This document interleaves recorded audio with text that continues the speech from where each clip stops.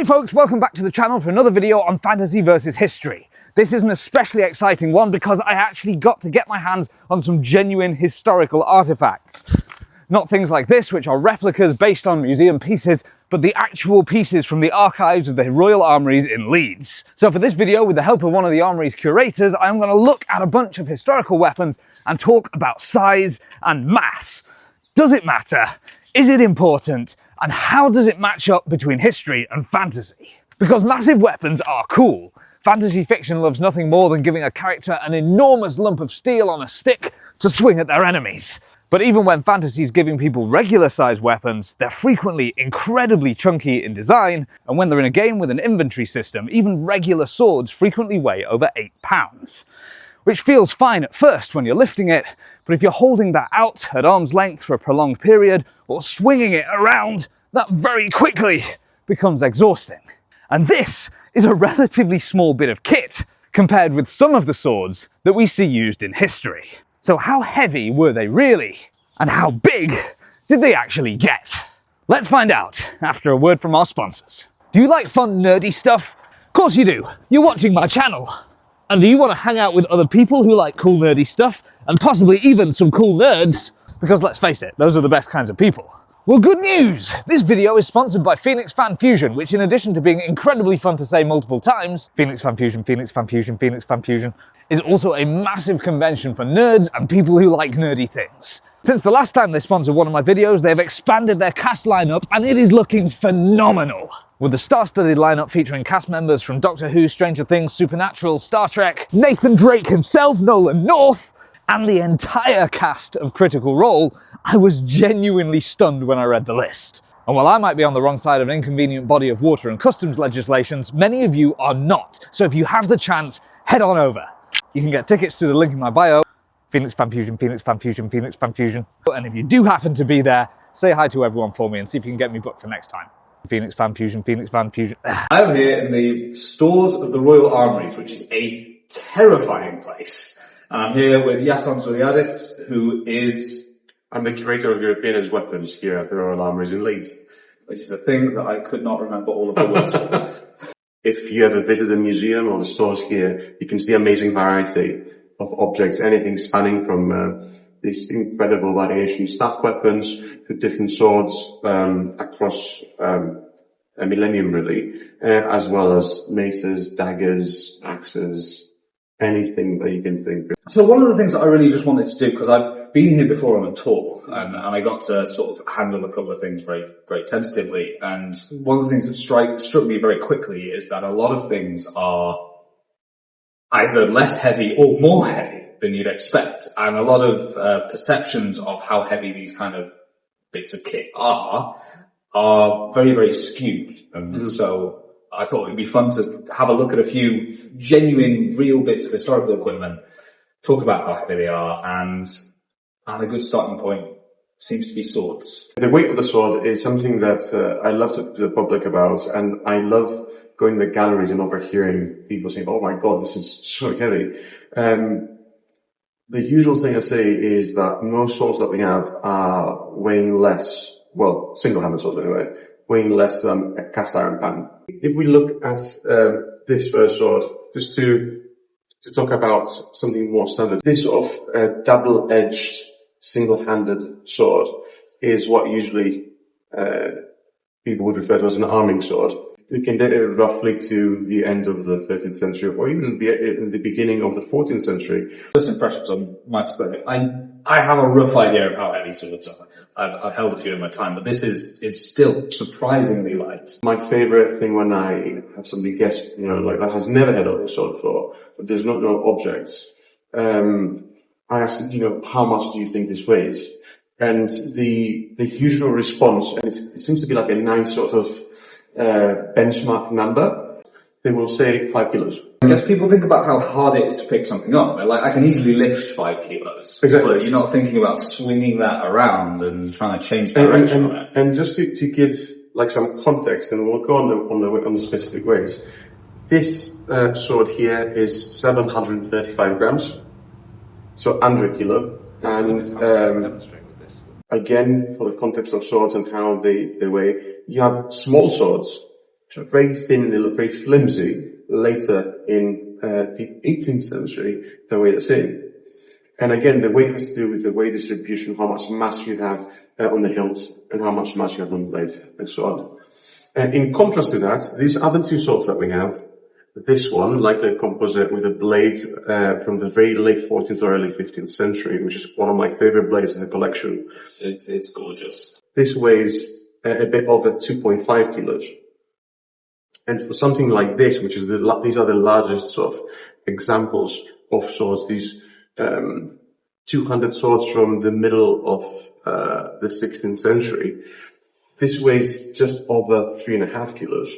So the idea that of a 5 kilo sword, once you hold this, it's terrifying. Oh yeah. And you do have some examples. I think the absolute heaviest examples of these I've handled, where they went all the way up to 4.8 kilos.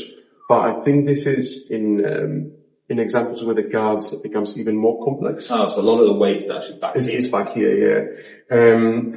It doesn't get even longer because this is already so long. Of course, you do have even some longer examples. The one that I swing about sometimes is a little bit longer than this, but you start to hit a point where a lot of moves you have to adapt because otherwise you're going to hit the ground with the tip of the blade. So you do have this variety of size, you have a variety of form, and even within the period of the use, especially when we talk about single-handed swords, there is somewhat the misconception that, smaller swords, lighter swords, were for smaller, lighter users. But I think this is a bit detached from the preference of use. Much like other objects, your equipment is tailored to your needs. You might want something shorter, faster, to be able to draw faster, to fight in a tighter space. It's a piece of equipment that you have to carry around. So extra weight is something that's very heavy. You still have to carry it around. And you do get tired.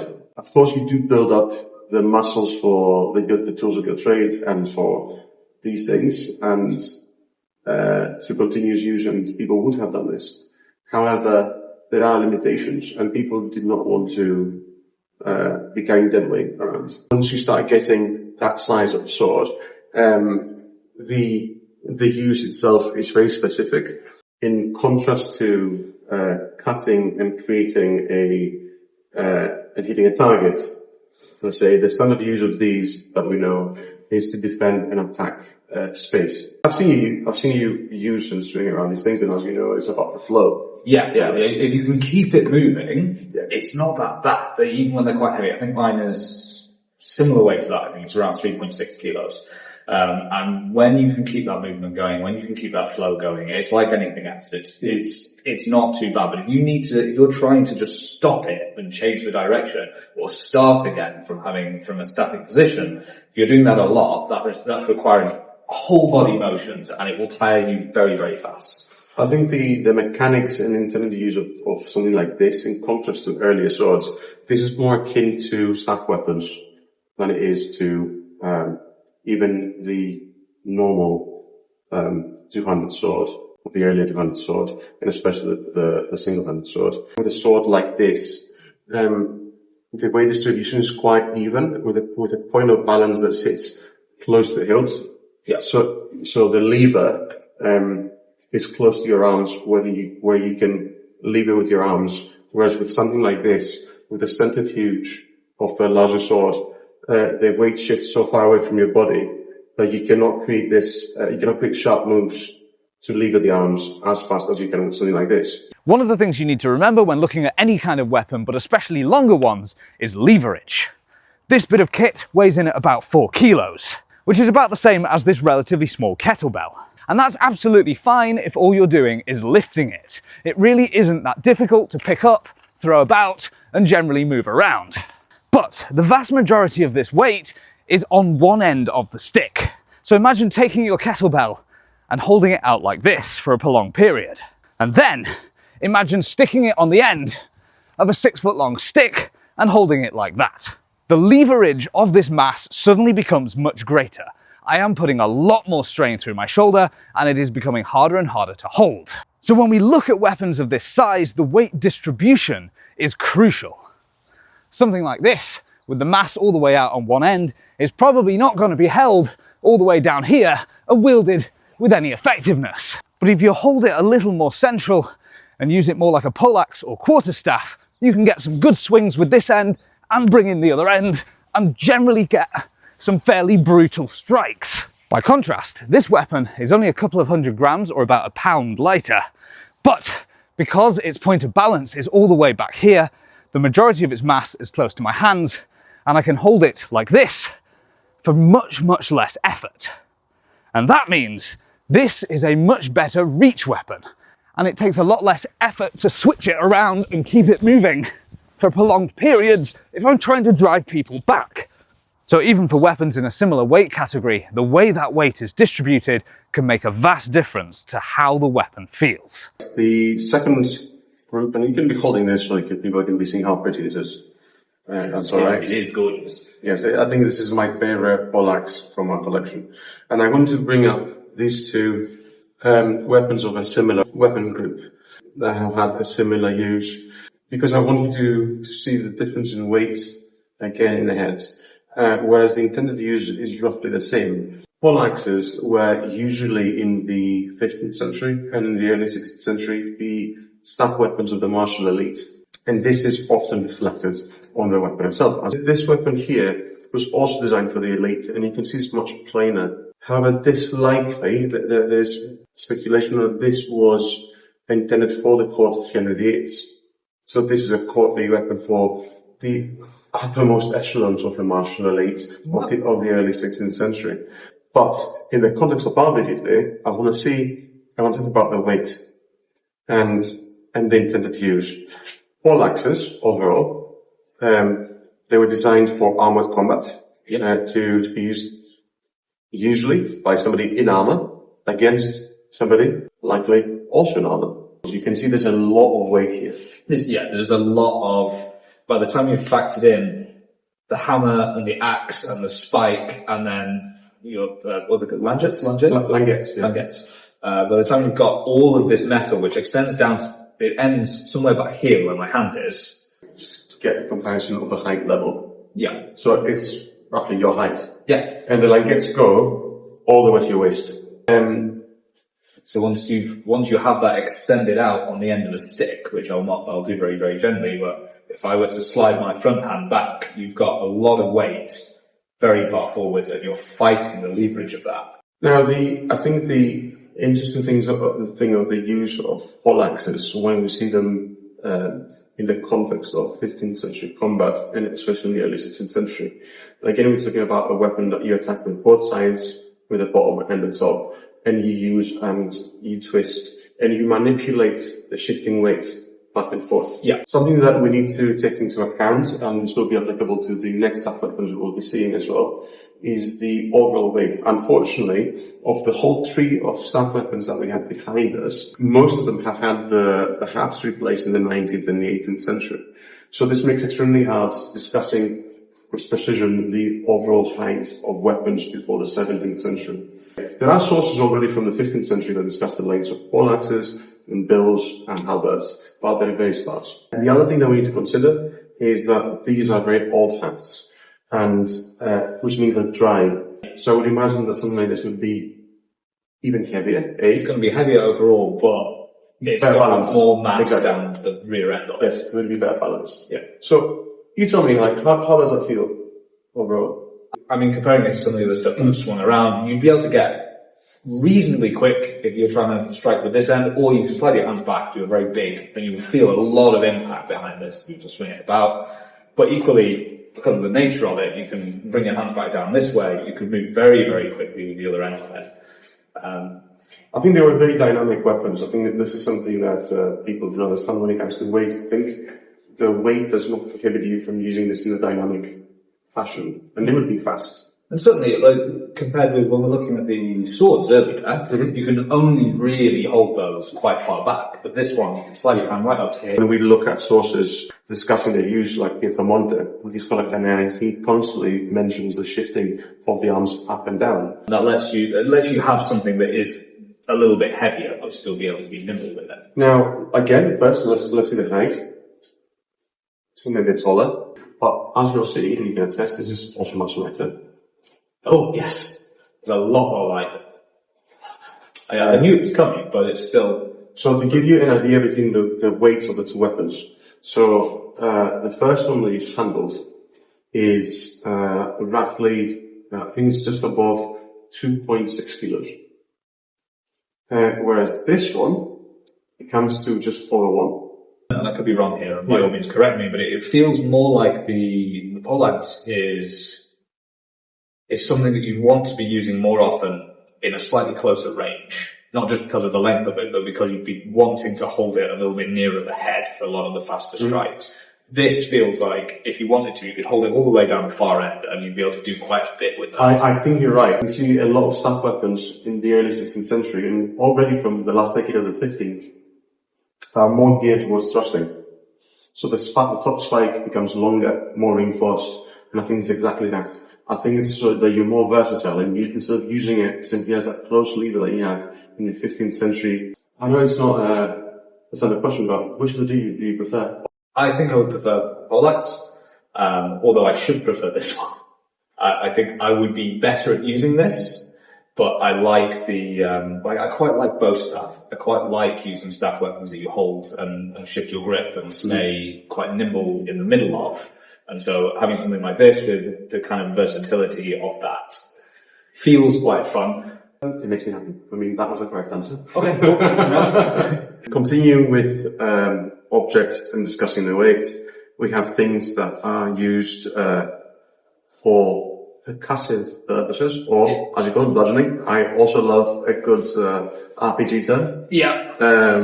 I'm not against that. One thing that really tickles me about things like this in video games is that these are often, they come under often the bludgeoning category, and therefore the non-lethal. There's a few video games where the bludgeoning are the only weapons you can knock someone out with. And could you imagine hitting someone with that? You will knock them out. You'll get back up again. You will knock them out, but it's going to be perfect.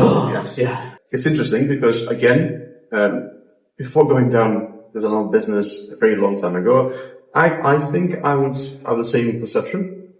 But once you start looking at this, I think even working with these on a nearly daily basis here, I think no other category of weapon within the museum and within the store causes me such a visceral reaction to this. I think the ultimate thing to remember about all of this stuff and any of the stuff that I'm talking about in a lot of my videos is that we can detach ourselves and we can talk about the fantasy, but these are weapons that were made for killing. Yeah. Or the very best for sport, because some things were designed for and some were for show, but yes. But for harm, and at least the threat or the appearance.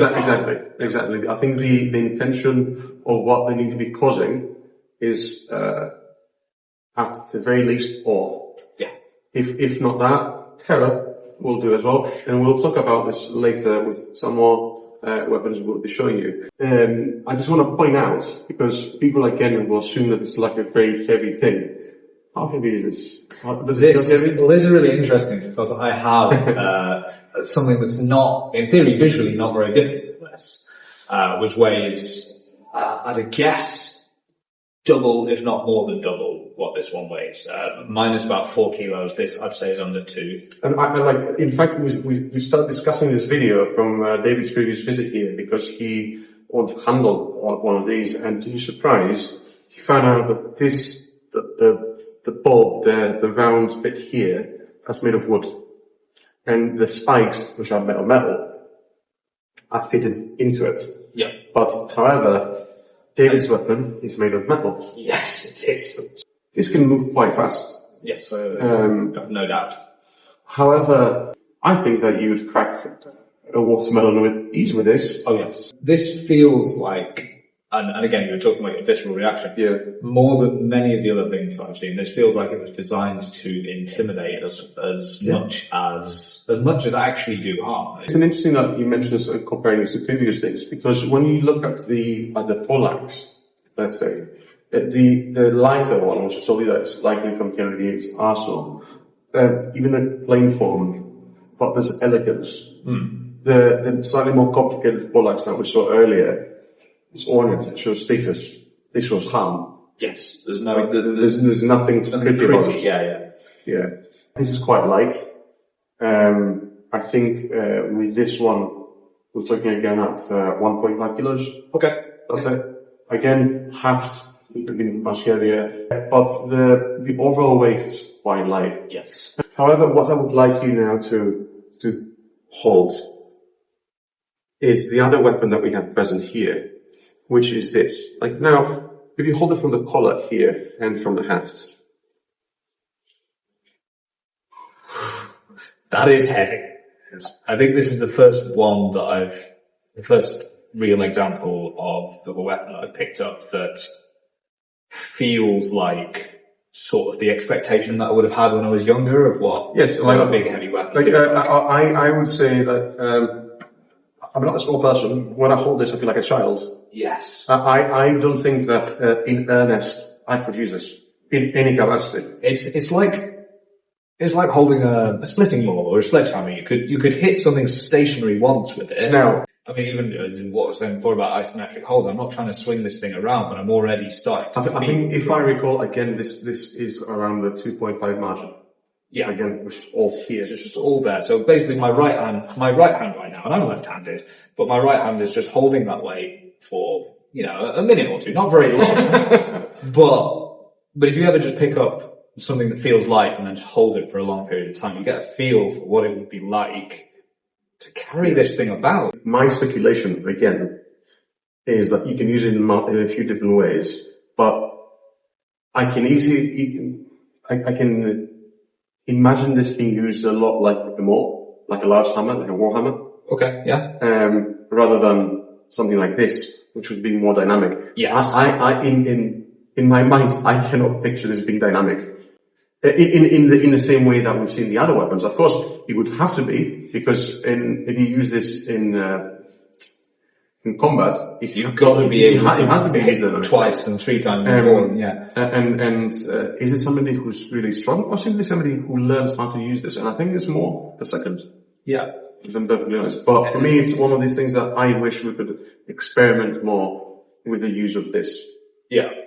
And I will move to the final bit of this with even larger objects. This is quite exciting. I have a bit of a soft spot for axes in general. I think they're sort of underrepresented in fiction and fantasy and things because people love swords, right? But there's something about axes that's very evocative. I'm with you. Like, my favorite weapon, halberd. Like nothing beats like a large axe. And again, it goes to what we previously discussed about the show and what things are made of. Because, you can already see this sort of blade here and hiding behind it another. These are, and without debating too much about the terminology, usually they're referred to as bardiches. They're very easily sort of pigeonholed as being Russian. However, you do see these indeed in Eastern Europe, but you also see them in Northern Europe, and sometimes you also see them in Germany. So they were more widespread than some people think. And what they are massive axes. That's what they are. Predominantly cutting weapons, or are they? Well, there's some interesting details I've noticed already on both of these. We pick the later one, and you'll see that the blade goes through and it gets embedded into the haft. You can see, but it's not so people can see. Again, you can see that sort of construction. But what you see here is a very, very reinforced quadrangular spike, which is a feature you start finding in staff weapons from roughly the 1480s. So again, you can see the relative height compared to David. And you tell me how this feels. Oh, well, this is, and this is the impression I got last time I was on a tour and we had a look at some of these. This is astonishingly light for how big it looks. Don't get me wrong, there's some mass to it, but and I suspect the construction has something to do with it because the blade is attached at 2 different points. Comparing it with something like the Poleaxe before, it's going to be at least as nimble as that. It's getting to be like a halberd. It's got a lot of the same functionality to it, which I presume is why you like it so much. Yeah. Do you want to take a guess? Remember we had the heavier two-handed sword? Yeah. 3.5 kilos. Yeah. The middle sword was 2.5. What do you think this is? Is this heavier than the heavy Poleaxe?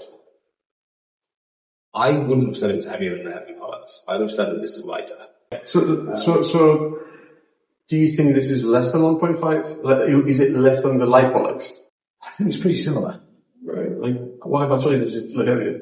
It's a kilo heavier. Yeah. I think this sits at 2.3 kilos. So is the difference in feel because the mass, rather than being concentrated in a relatively small point, is spread I think it's along the spread length? down, and I think it's what you pointed earlier, brilliantly, which has to do with the ankle point here and here, and because you have this wide distribution of the blade as it sits. It's still pulling from a point around here and somewhere in the middle, rather than pulling from that end. So you've got to go quite a long way back before it feels like a really heavy lever. Absolutely, and I think what this for me highlights as an object is that, unsurprisingly, the people who made these objects knew very well what they were doing. This is a very well made blade, and the idea of how the system is suspended is brilliant. Yes, absolutely. And now, to go to the last object for today, we're going to go to the other object that David really liked in his first visit here, which is this. And my favorite thing right now, we have people behind the camera, and one of them just pulled a face, or be like, oh my god, what is this? I know some weird thing to say, for me, it's nearly sculptural. So there's a really nice aesthetic curve. Yeah, you can see this from a distance, and you know what this is. Yeah. You see, you could clock this from quite a long way across the battlefield and go, I don't want to be on the other end of that. An interesting feature though, that I need to point out is this. So you have this tiny little thing that looks like a hammer, the hammer end. Now the question is, can we use this in the same way? Can you use this as a hammer? What do you? Not easily, because the length of the curve of that if you look at this on the plane of this, we're past the blade, we're further in. Now, David, you'll have to take his word for this. How does it feel? Does it feel heavy? It doesn't. Like everything about it screams that it should be really looks heavy. as if this should be the thing that people guess that this is 5 kilos. But of course, I'm holding this thing in between the blade right now. But I think this would be one of the intended places of holding it, and we have depictions of people holding it between these 2 points, and we have other cases of it's held further down. Yeah. Yes. And I still think it doesn't feel very heavy compared to what it looks like. Oh no, again, like the other one, you've got that sort of deceptive, I couldn't tell you how heavy it is because I'm used to things where all the weight's concentrated. I want to take a guess now, let's play this game. Okay. Let's play this game. Okay. Again. I honestly don't know. Everything in my brain is screaming. It's screaming that this should be heavier by some way than the previous one. But nothing in my arms is telling me that this is heavier than the previous one. I'm going to play on the fence and I'm going to say that it is about the same. They are about the same. Like they are, I think this is about 200 grams heavier than the previous one. Okay. Right. The other thing to discuss, to go back to the hammer, if you see how you have all this weight distribution here, the blade is quite thin. I'll just tilt it for a second so like you'll see like it's not a lot, but it's all vanishes, I think what this hammer does, or counterweight does, or weight does, is it adds the weight directly to the axis down on the blade. So when you have a blow, when you try to cut with this adds to the weight of your percussion. Okay. But instead of having this weight here and becoming dead weight, it comes from behind the blow. What was your favorite weapon that you used? I've got, there's a few off the top of my head. So this one, I love this one. Because, as you say, it's got this kind of sculptural quality. Is it because it looks a bit more fantastical? It maybe is because it looks a bit more fantastical. I really like the Poleaxes, but actually there's a bit of my brain that rebels against things that are overly ornate. I've never quite gelled with things that are very fancy, so while I do like the Poleaxes a lot, I'm this surprised at this one, I think. The fact that my brain can't tell me how heavy it is, it just fascinates me. I love that. It's one of the most surprisingly light and it's well balanced. It seems well distributed as weapons that we have here. I would be curious. I will do the YouTube thing. I would be curious to see what is the favorite of these weapons, at least visually. People watching this video. Yeah, likewise. It's everybody has their different favorites when it comes to form and to weapon type. Some people like swords, some people like axes. And again, it has to do with often with the association to things.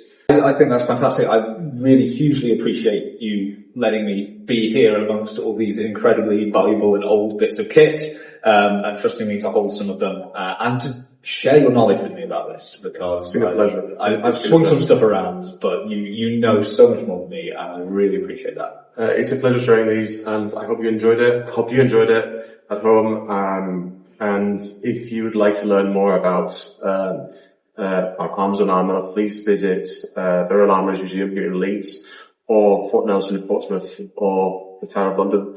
We have an amazing collection. If you would like to see more watermelons, home devices, and other, I don't know, Nokia 3310s, watch David's channel.